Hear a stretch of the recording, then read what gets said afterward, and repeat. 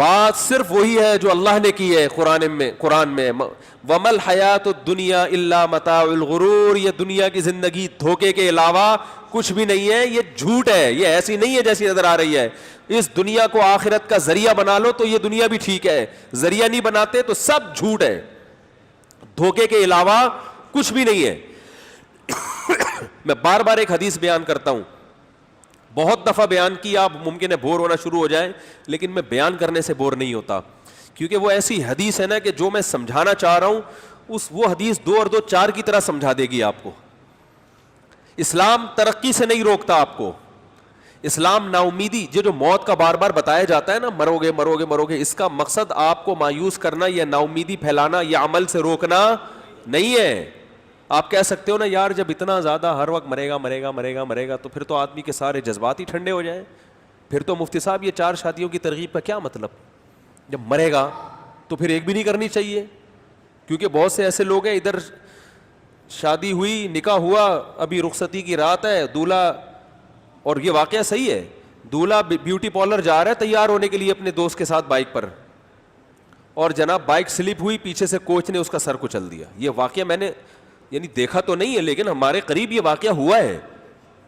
بیچاری دلہن بیٹھی ہوئی ہے، دولہا کا انتظار ہو رہا ہے جی کھانے پر، دولہا صاحب ابھی آ رہے ہیں، اور جناب وہ بائک سلپ ہوئی اور پیچھے سے کوچ نے سر کچل دیا، مر گیا دولہا.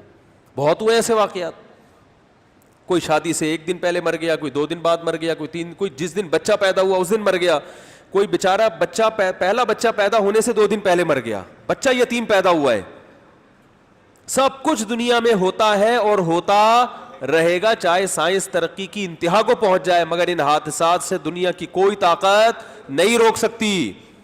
دیکھو کیسی کیسی ویکسینیں ایجاد ہو گئی ہیں، بہت جو بیماریاں جو دنیا میں خطرناک ترین سمجھی جاتی تھی ان بیماریوں کی دوائیں ایجاد ہو گئی ہیں. اب وہ خطرناک نہیں رہی ہیں. چیچک کتنی خطرناک بیماری تھی، چیچک کا جڑ سے خاتمہ ہو گیا، ایسی ویکسین ایجاد ہو گئی. پہلے ہمیں یاد ہے بچپن میں کچھ لوگ نظر آتے تھے جن کے منہ پہ بہت بڑے بڑے داغ ہوتے تھے، کھڈے پڑے ہوئے ہوتے تھے، بڑی خطرناک بیماری تھی. اب کوئی بھی ایسا نظر نہیں آتا، ویکسین ایجاد ہو گئی. لیکن کیا مطلب؟ بیماریاں ختم ہو گئی. کورونا کی بیماری پھیلی ہے، پوری دنیا کو ہلا کے رکھ دیا اس نے، پوری دنیا کو پورا. بڑے جو ماہرین ہیں نا وہ کہتے ہیں جب کرونا ختم ہوگا نا تو دنیا ایسے پلٹ چکی ہوگی، بالکل دنیا ایک نئی دنیا بن چکی ہوگی. بہت سے ترقی یافتہ ملک تنزل میں جا چکے ہوں گے، بہت سے غریب ملک اٹھ چکے ہوں گے، بہت سے غریب لوگ امیر بن چکے ہوں گے، بہت سے امیر غریب ہو چکے، بالکل پلٹ جائے گی دنیا. یہ میں نہیں کہہ رہا، یہ بڑے بڑے ماہرین کہہ رہے ہیں. بہت کچھ چینج ہو رہا ہے. کرونا نے اتنا سا وائرس ہے ہلا کے رکھ دیا ہے سب کو، اور یہ وائرس ایسا عجیب غریب وائرس ہے، ہر ملک میں اپنی شکل چینج کر کے جا رہا ہے. پاکستان میں کسی اور اسٹائل میں آیا، انڈیا میں کسی اور اسٹائل میں.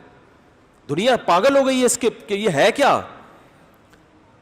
اور سب سے زیادہ تباہی امریکہ میں پھیلائی ہے جو سائنس اور ٹیکنالوجی کی انتہا کو، اور جس ملک میں سب سے زیادہ بے احتیاطی ہوئی ہے پاکستان، اس میں سب سے کم تباہی ہوئی ہے.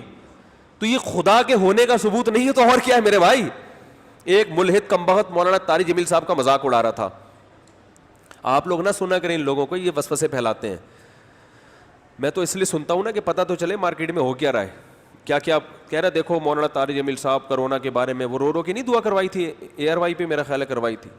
کہہ رہے دیکھو یہ سمجھتے ہیں کہ ان کے رونے دھونے سے کرونا کیا ہو جائے گا، ختم ہو جائے گا. وہ بڑی رو کے انہوں نے دعا کروائی نا.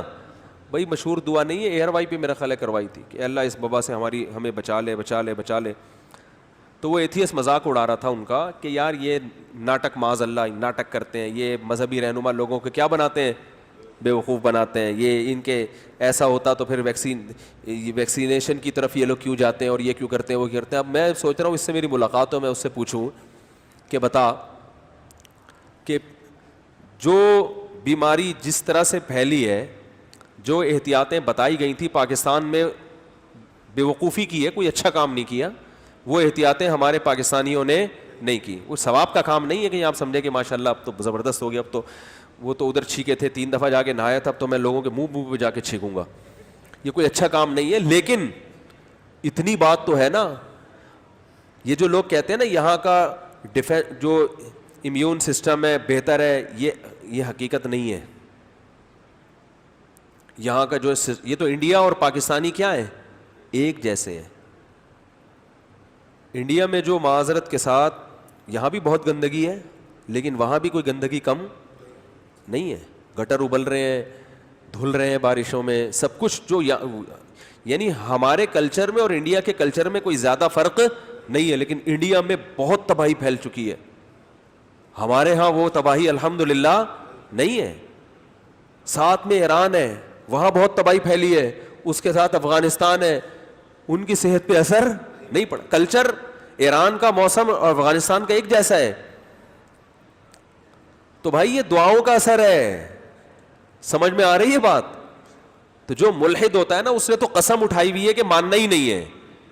تو بہت ممکن ہے بھائی یہاں جس طرح سے دعائیں مانگی گئی ہیں وہاں وہ لوگ تھوڑی دعائیں مانگتے ہیں. تو ہمارے اتنا کچھ ہونے کے باوجود بھی ہم بچے ہوئے. اس میں میں سمجھتا ہوں بہت زیادہ دخل کس چیز کا ہے, دعاؤں کا. دعاؤں کا دخل ہے بہت زیادہ.